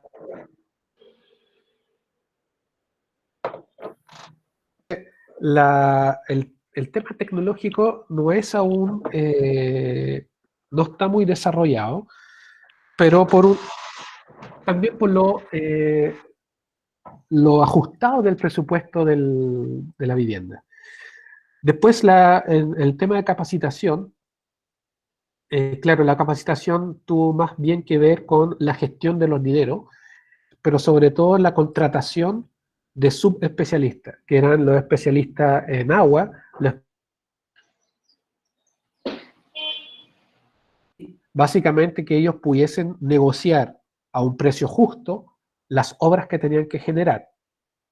Y también uno tenía que dialogar con el especialista, porque muchas veces el especialista llega, hace su trabajo y se va, y no tiene quizás afinidad con la comunidad o buen trato, ¿ya? Entonces ese buen trato había que, como se dice en Chile, limar asperezas para lograr que los trámites se hicieran en un tiempo adecuado. Y finalmente la relación universidad. Se nos pausó Lautaro de nuevo. Bueno, la relación, ¿y ahora se escucha? Sí. Sí, ya. La relación universidad-Estado, hemos comprendido que a través del tiempo solo se puede asegurar si es que hay voluntad de las dos partes. Eso es lo primero, que haya buena voluntad, que el Estado nos vea como un agente colaborador y no como una consultora externa que quiere sacar solamente beneficios económicos. Y digo solamente porque, lógicamente, en estos procesos tiene que haber una retribución económica para poder echar a andar la maquinaria interna, porque a nivel de universidad tenemos que tener abogados, tenemos que tener ciertas especialidades, tenemos que tener el apoyo administrativo para poder también generar estos procesos, ¿ya? Para un costo muy, muy reducido, lo cual para el Estado es muy atractivo. O sea, es un costo de 1 a 10. Si un privado te cobra 10, nosotros cobramos 1, y que básicamente es el costo operacional. Es el gasto de operación, es lo único que se cobra en algunos casos. Entonces, en el caso de las viviendas sí fue. En el caso del diseño del espacio público fue a costo cero, ¿ya? Entonces, la relación Estado-universidad tiene que ser con voluntad de ambas partes, pero sobre todo el Estado tiene que entender que la universidad es un colaborador, sobre todo si la universidad es del Estado, porque la Universidad de Valparaíso, en la cual yo trabajo, es del Estado. Entonces somos un organismo más. Y eso es lo que cuesta también hacer entender, porque el Estado de Chile, como es un Estado subsidiario, ha delegado todas las funciones.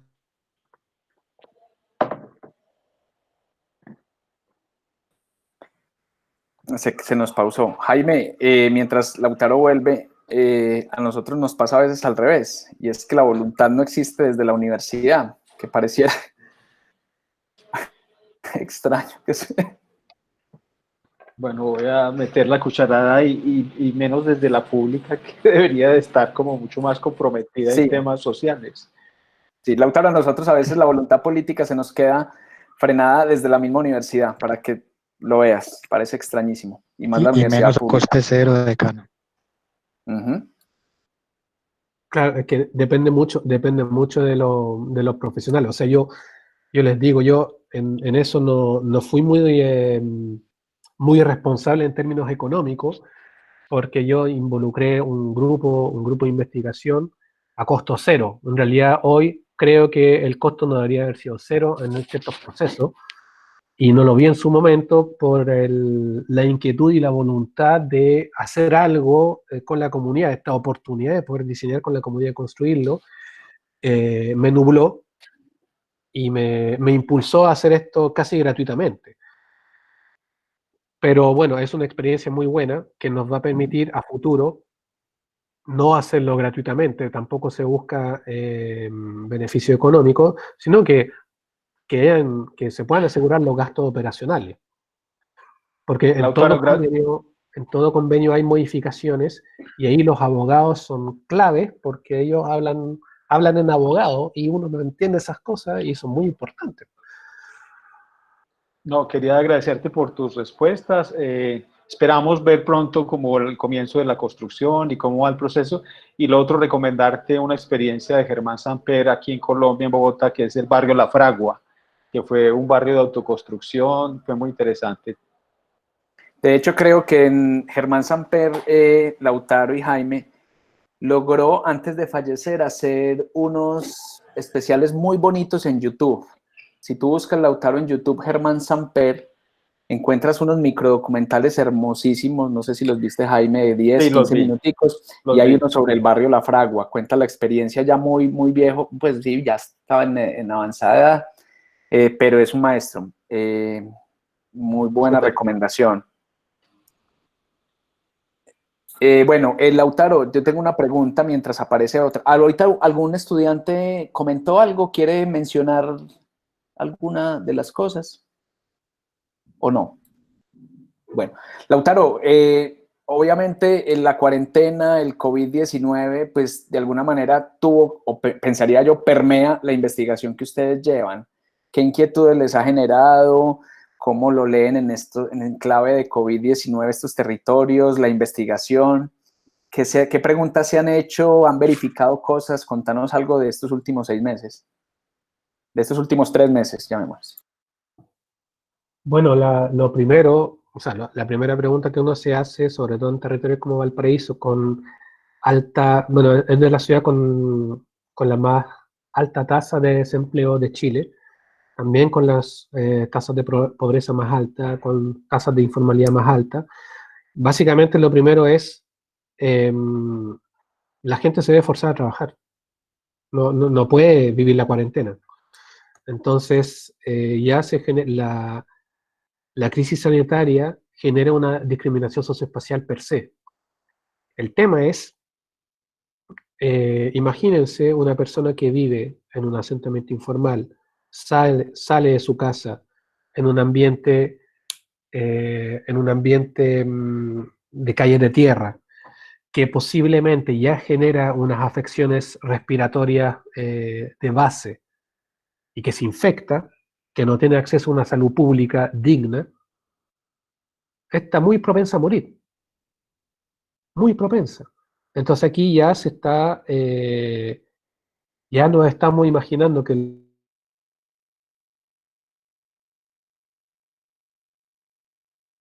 Pausa de nuevo, infectados, Lautaro. o sea, Quedaste en... Ajá. uno ya puede predecir que cuando el pic, porque ya estamos en el pic, ya estamos en 40.000 infectados y 400 muertos, ya se desarrolle de forma más severa, vamos a ver muchos fallecidos de las zonas más vulnerables. Y lo peor de todo es que los indicadores en este momento del ministerio están enfocados al Gran Santiago, porque en Valparaíso no se han hecho los exámenes, no se han hecho tantos exámenes como se han hecho en Santiago. Entonces no se puede hacer, no se sabe realmente cuántas personas infectadas hay en Valparaíso, y eso está asociado a la pobreza. Entonces ahí ya tenemos un primer problema.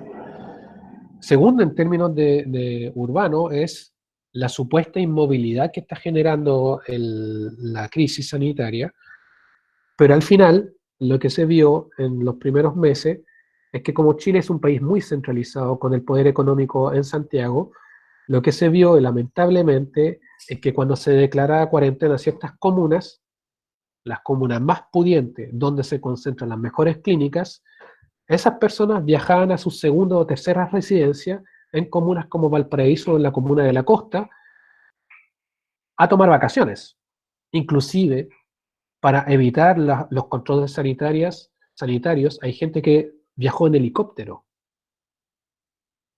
Entonces, hay una irresponsabilidad de la élite y de la gente de Santiago con respecto al resto de Chile. Y eso eso es gravísimo Aquí en pasó lo términos mismo, sociales Lautaro.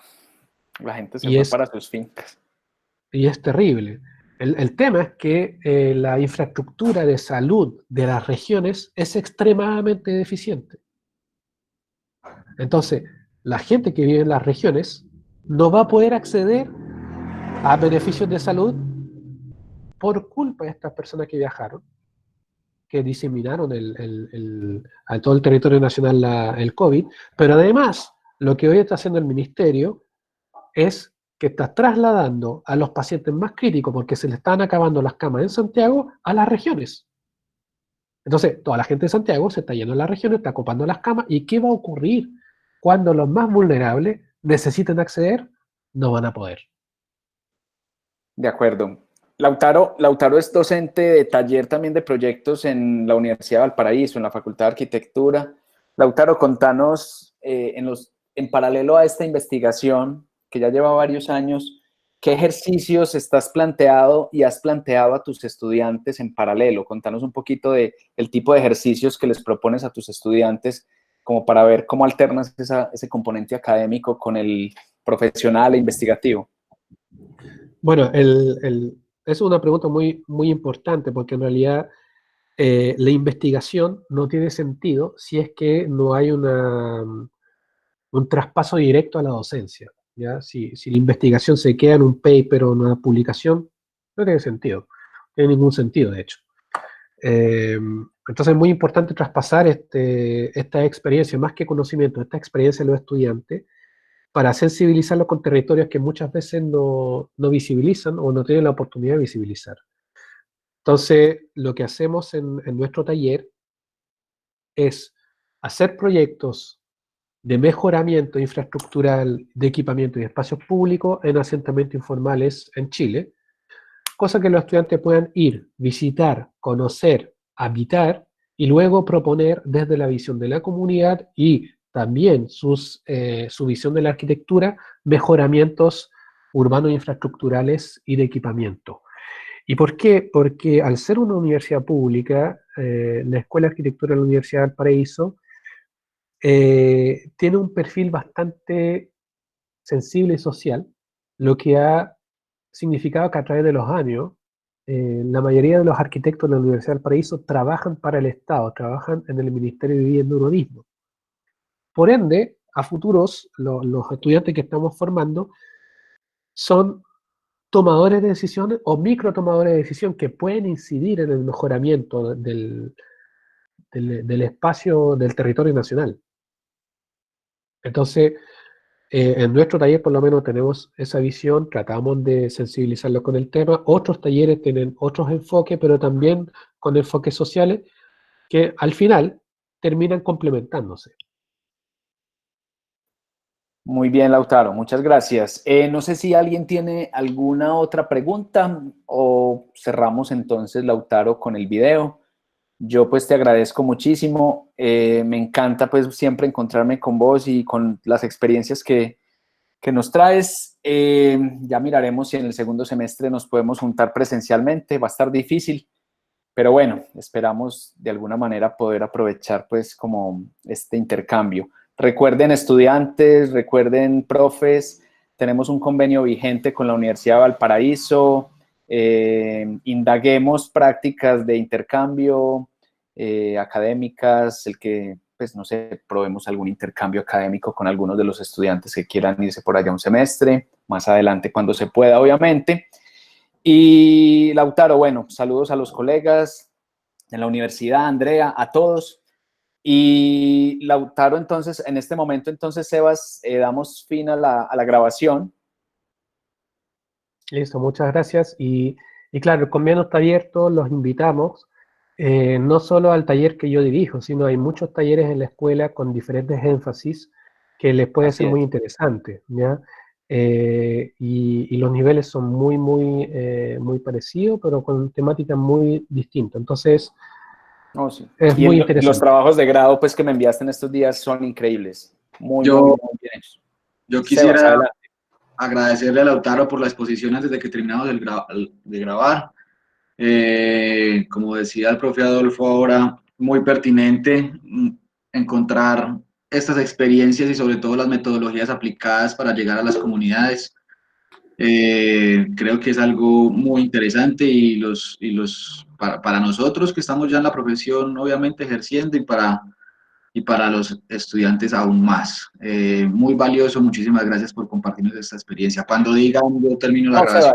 Sebas, ven que voy a aprovechar para que quede en la grabación algo. Andrea menciona algo bien bonito y es proponer un workshop virtual. Podemos pensarnos eso para el segundo semestre. Y Andrea, ya que lo mencionas, Andrea es una de nuestras docentes de la facultad. Quiero también como hacer como los avisos parroquiales a los cuales, Lautaro, estás muy invitado y te voy a hacer llegar los links de acceso. El día de mañana a las 8 de la mañana tenemos a Luis Roberto Durán que nos va a hablar del ejercicio de la arquitectura y más en estas épocas. invitado y moderando con Jorge Pérez Jaramillo a las 8 de la mañana. A las 6 de la tarde tenemos el Lautaro una relación muy bonita con la Universidad de Kent State en Cleveland, en Ohio. Hicimos un workshop el año pasado, acaban de hacer una publicación donde participamos con algunos artículos. Y Tara Meshkani, ella es iraní, trabaja en Cleveland y está obsesionada con los proyectos urbanos en los frentes de agua y acaba de cerrar una muy bonita investigación que se llama River Naj Río, que es como la traducción de río en los 3 idiomas. A las 6 de la tarde la tendremos mañana, modera la profe Elsa Van Latum, va a hacer una conferencia en inglés desde Cleveland. El viernes, desde la Maestría de Estudios del Territorio, tenemos a Santiago Uribe. Santiago Uribe es un gran amigo, colega, expositor, antropólogo, director de la Oficina de Resiliencia de la Alcaldía y fue en su momento el vocero de los vecinos de Space cuando este edificio colapsó. Es un gran conversador y tiene muchas lecciones. Ese es el día viernes. Y para el jueves 28 a las 4 de la tarde, vamos a hacer nuestro conversatorio con los colegas de Temuco en Chile, nuestro diálogo de 2 ciudades. Nos sacamos la espinita de no haber podido haber hecho el viaje, pero lo hacemos por este medio. Entonces ese día vamos a hablar de academia y pandemia, una especie de juego de palabras, ACA-pandemia, con estudiantes, profes y decanos de lado a lado en una conversación a las 4 de la tarde. Todo esto lo van a encontrar pues en las redes sociales de la universidad, en las nuestras personales. Y listo, Lautaro, hermano, un abrazo, un abrazo. Bueno, muchas gracias por palabras a vos. Muchas gracias por la invitación. Bueno, siempre un gusto compartir experiencia y que puedan encontrar similitudes, posiblemente poder generar más viajes, más convenios, intercambios entre nuestros estudiantes, entre nuestras experiencias. Bueno, y esperar sinceramente que esta pandemia no impacte de forma dramática en nuestra sociedad, en nuestros seres queridos, y que todos sigan cuidándose a pesar de que, bueno, el sistema, sabemos que el sistema en Chile es bien de salud, es bien malo, o sea, no ha sido buena cómo se ha enfrentado el tema, pero también tiene que ver con una carga histórica y que como comunidades y como ciudadanos tenemos que ser cuidadosos y listo. Así que un abrazo grande, a cuidarse y gracias, a lavarse las manos, profes, estudiantes, colegas, egresados. Jaime por ahí ya está pidiendo tus placas, yo le daré tu contacto y esa es la idea de estos intercambios, a Liliana y demás. Listo, paramos entonces la grabación y cerramos con el video de cierre que Lautaro nos tiene preparado.